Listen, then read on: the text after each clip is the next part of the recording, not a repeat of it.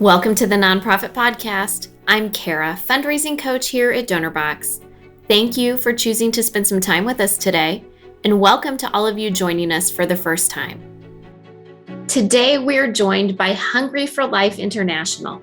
Headquartered in Canada, they facilitate direct engagement between churches and groups in Canada with global communities to address poverty. Hungry for Life has worked in Ukraine since 2004, providing food programs, social assistance, and building projects. Today, we're joined by Jeremy Roberts, who's the Director of Technology for Hungry for Life, and he is located in the Vancouver, Canada area. And we also have Chad Martz, who's the Director of Operations, located in Western Ukraine. I need to warn you that it's emotional, but this is a half hour that will open your eyes and your heart to the importance and impact of the work that nonprofit organizations do. We will see the fearless spirit of people in action, from founders to volunteers. There are many on the ground who put everything on the line to make it happen. So let's get to it. Well, hi, I am very grateful, Jeremy and Chad, that you took time to join me today to talk about Hungry for Life and what you are doing to impact so many people in Ukraine right now as part of your mission. I have a lot of questions that I have been excited to ask you and want to learn more about what you are doing globally, but especially right now with your Ukrainian efforts. So Jeremy, can you explain Hungry for Life's mission and your role in the organization? Sure. Thanks for having us, Cara. This is just an honor to be able to kind of share about Hungry for Life, what we do as an entire organization, and specifically what we're doing in Ukraine right now. Basically, we're an organization that helps develop partnerships with people and groups here in Canada with communities in need all around the world. And so we work through churches, businesses, and community groups, getting them connected in these partnerships with communities around the world, working through local partners that are on the ground, or organizations, churches, and whatnot, and kind of being that middleman to connect them together. And that runs the gamut from everything from like healthcare projects, education, widow care, orphan care, medical aid, lots of different things. And we were founded in 2003, and I think we're currently working in about 14 different countries all around the world. And specifically in Ukraine, we've been working there almost pretty much since the beginning. We have a really tight connection with, as you soon hear, Chad's wife Mary's from Ukraine and her family, and so started a partnership pretty early on when we started. My role is Director of Technology, so taking care of everything from our website to our IT infrastructure needs, and especially during the last couple of years of the pandemic, really figuring out ways that we can collaborate better internally as well as externally, as the needs grew to work remotely and all that sort of stuff. And so it's been an honor to serve for our organization for the last number of years I've been here, and it's a pretty cool organization to be a part of. Well, thank you. It sounds like you have done a lot on the back end of things to keep the organization moving. So thank you for that. Chad, You are joining us from Western Ukraine right now. Can you explain your role in the organization and why you were already in Ukraine? Yeah, my position within the organization is to oversee the 7 different departments. And because of what things like Jeremy was able to do because of the pandemic, we were able to work remotely for the past 2 years and be able to continue to do that, effectively.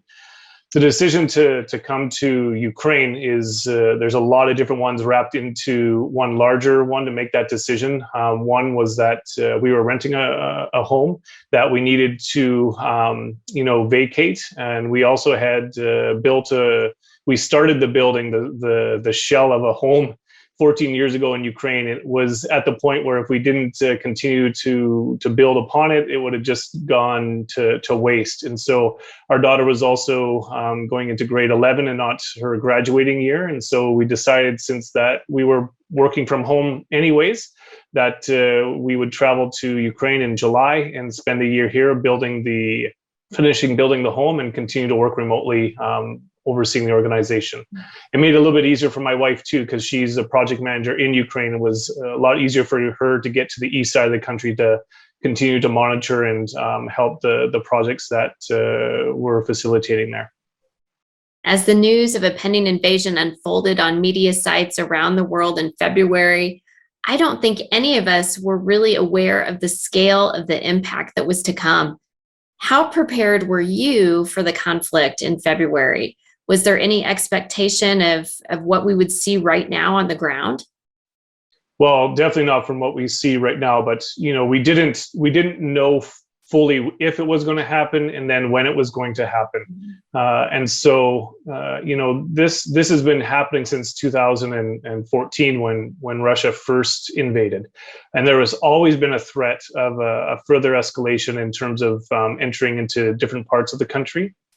And yes, the increased buildup along the border with military personnel and, tanks and weapons, it was always like an increased threat. And so we did take precautions to be able to have not precautions, but beforehand we were able to secure some finances to just in case something was to happen, so that we could act immediately and not be waiting for the ability to have finances or resources available to us to help with the situation. So yeah, we did take precautions beforehand, but to the point where it is now, no, we didn't. I don't know if anybody could predict what's been currently going on right now. Mm-hmm. How about you, Jeremy, in Canada? Any expectations of needing to put extra infrastructure into this area of the organization?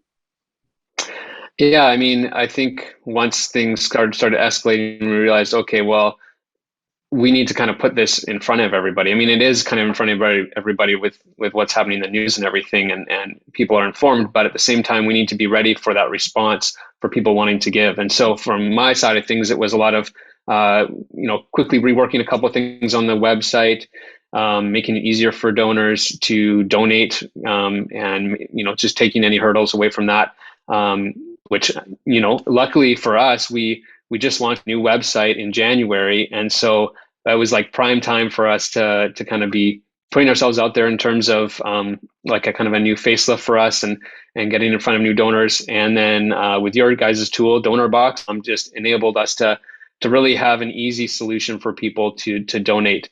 And so, yeah, there was kind of a quick pivot in that first week of making sure that our website was up to date and all this sort of stuff. But yeah, it's so hard to know, like even as the first couple of weeks happened, we realized, okay, well, we need to have this type of communication go out to people to keep them informed and all that type of thing. So it was a lot of extra hours in those first couple of weeks, but I mean, we're really here to support the on the ground efforts and to make sure it goes smoothly from this end. That's great. Thank you. So Chad, talking about on the ground efforts that Jeremy just mentioned, can you share a story of how you were able to make a quick impact those first few weeks and contrast it with how things have had to grow recently? Yeah, I mean, the first week it was complete chaos because you don't know how quickly and how far the Russian army was going to be advancing into the country. Also, my wife's from a pretty big family, and so there was also the individual family decisions needing to be made at that time, whether people were going to be fleeing or staying, where they were going. So we had to deal with that. Plus, we needed to deal with the refugees that were going to be coming out west. And so we were dealing with all of these at the exact same time. And so the first day we dealt with a lot of issues, and then also hit the grocery stores to make sure that we could supply in the regular stores to supply ourselves with food, with water, with mattresses, with bedding in mass quantities to making sure that we could handle the amount of refugees that were coming. And so it's, again, we weren't looking at doing it all ourselves because we're limited, just, my wife and I, but the mass amount of network that we have. So in the beginning, we partnered with 10 different churches that were going to be housing up to and sheltering up to 100 refugees each, but not necessarily having all of the materials and supplies to be able to provide for that many people. And so that's what we did, is we help offset the needs for those churches and prepared for the refugees to come during that first week, which they did immediately within the first day. So compared with kind of the urgent pivot that you did those first few weeks, where are you on your delivery of programs and services and outreach right now?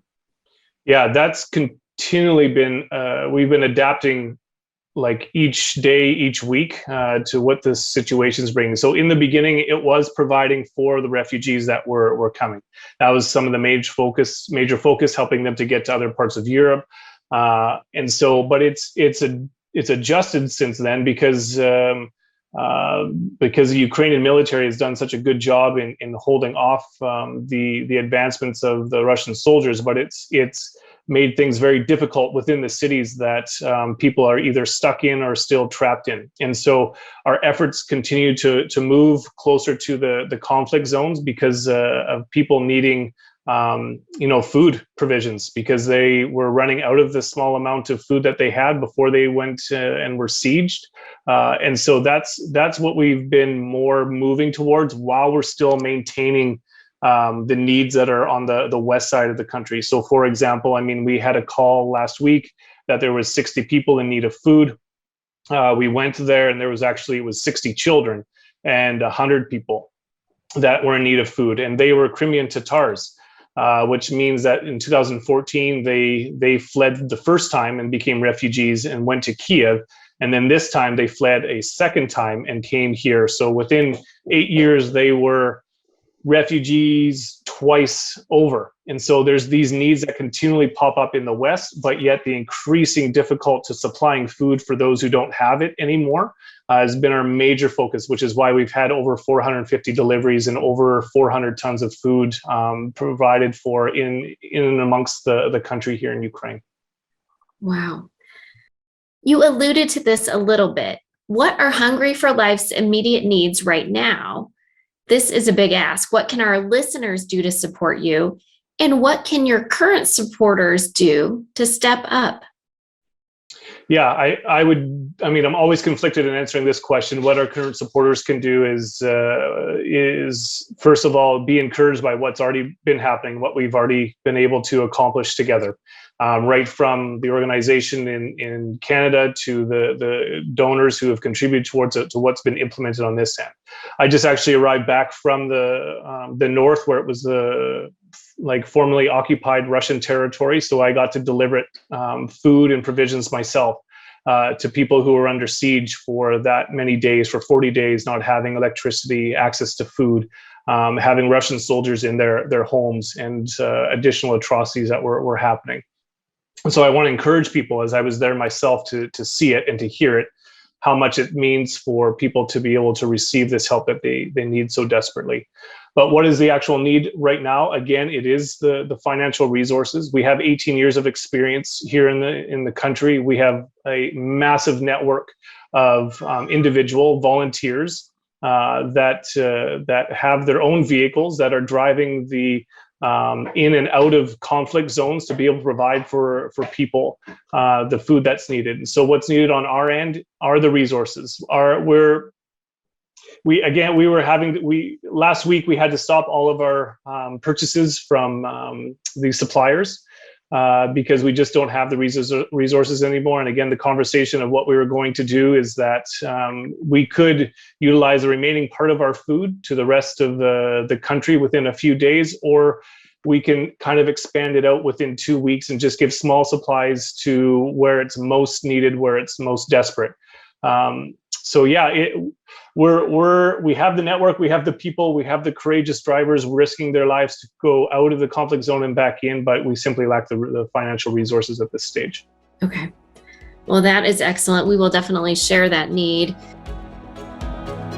DonorBox Events brings you a seamless ticketing solution to fire up your nonprofit fundraising functions.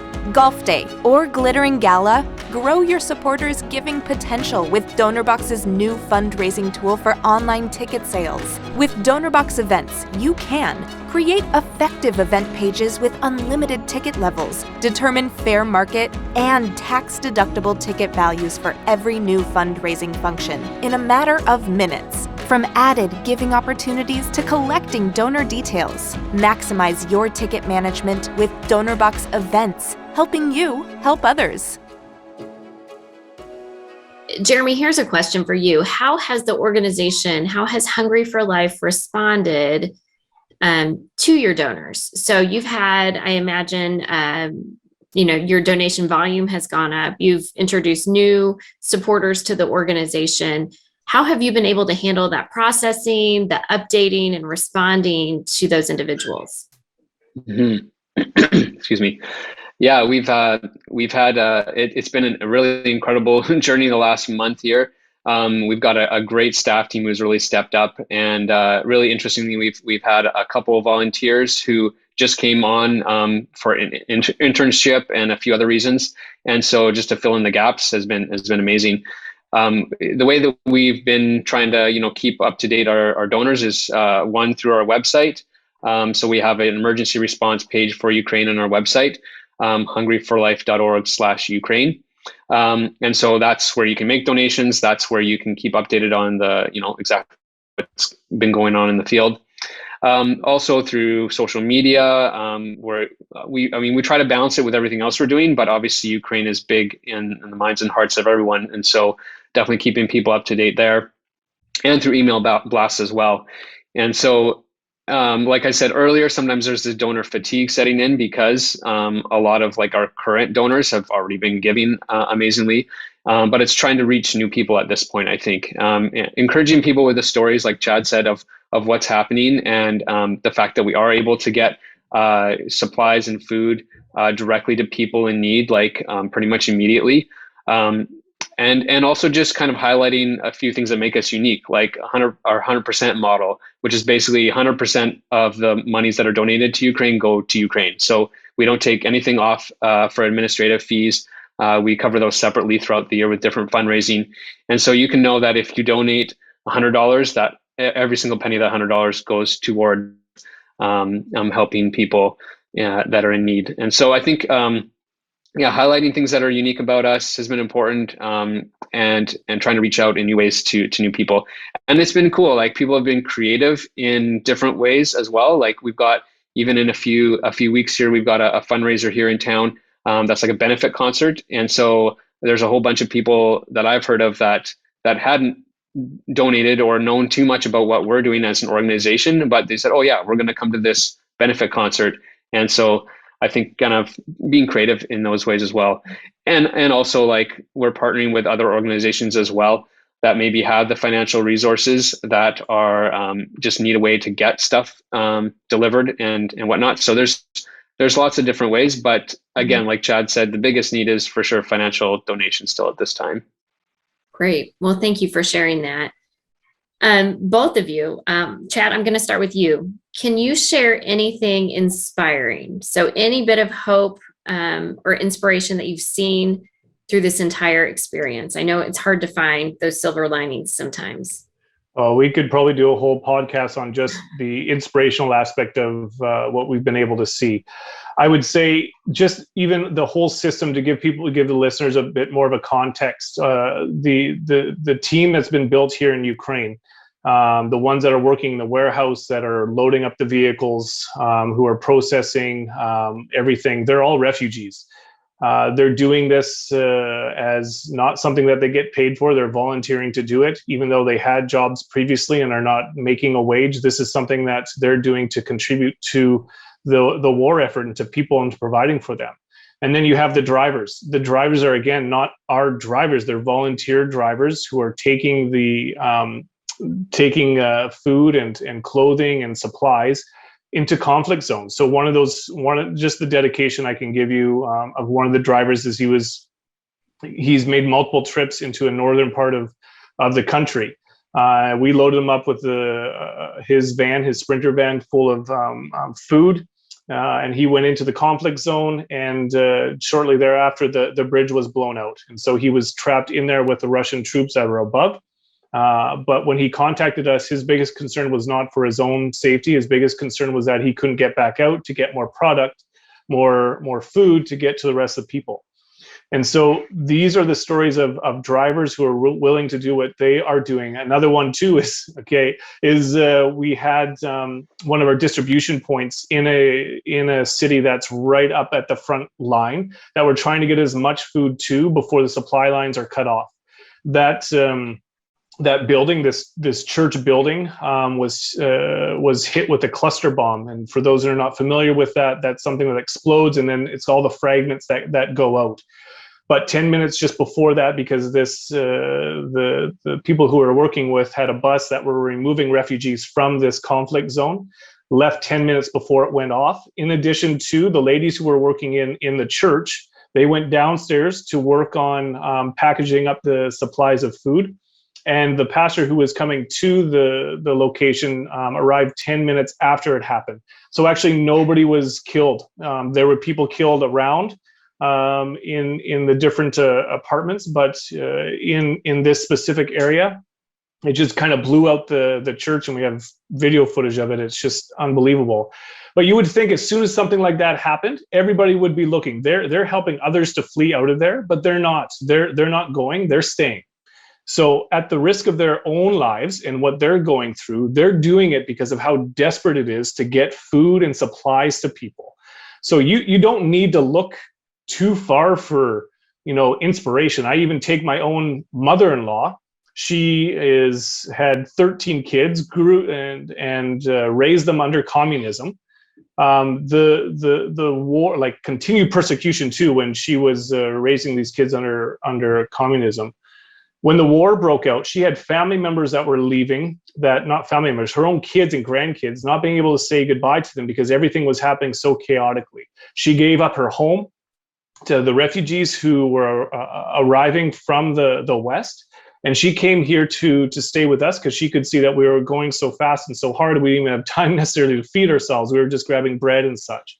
So she came here, originally was staying upstairs, but her knees hurt too badly. So then she's actually staying in our living room on a couch, who's been cooking for us and the team in this home so that we can continue to do the things that we're doing. So do you have to go very far for inspiration? You don't. You can go down any road to any person, to what they're doing, to even the millions of different, not millions, but hundreds and hundreds of checkpoints. These are all people who are giving up their own time to be able to protect their own families. So yeah, if you had a longer time for a podcast in terms of inspirational stories, you don't have to go very far to be inspired here.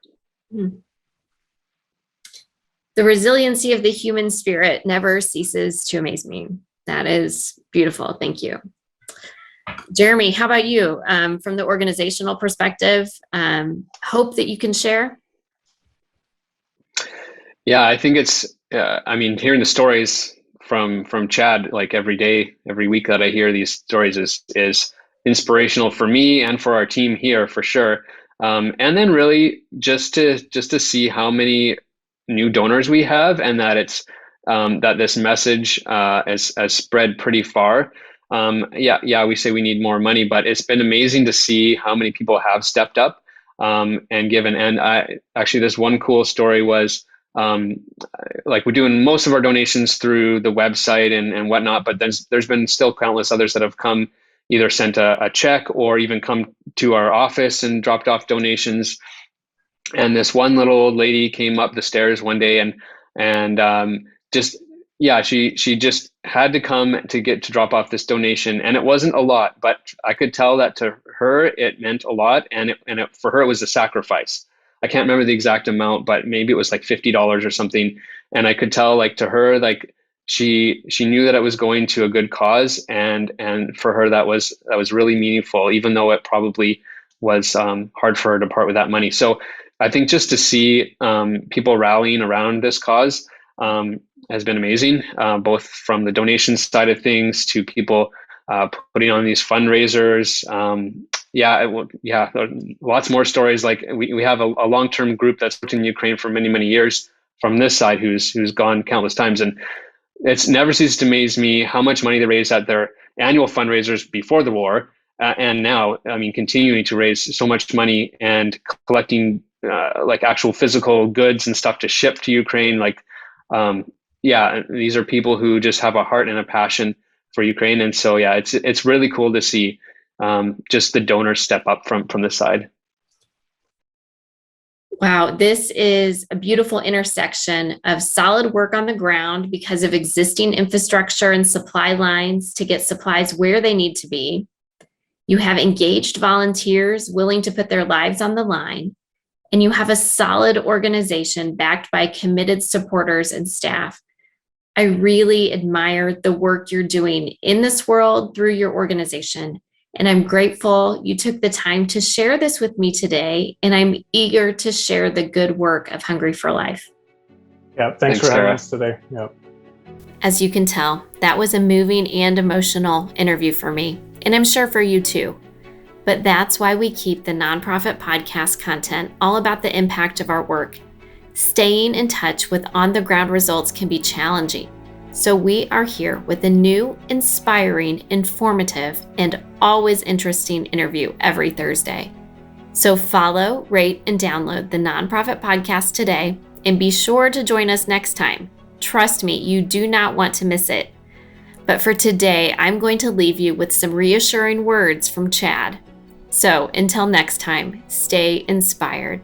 Besides a donation, just by even giving a platform for us to be able to share with other people, this takes so much more than just myself, my wife, this organization, and that Hungry for Life. Like it's way more than that. And people are doing, like Jeremy said, somebody's bringing up $50, or a school is raising some funds through a bake sale, or there's a larger music festival. Everybody's looking at doing their part, and with your gifts and abilities, doing this on a podcast, this only contributes to what is happening. And I'm telling you, because I've been right there. I've been right there actually delivering it too after all this time, and I know the impact and need that's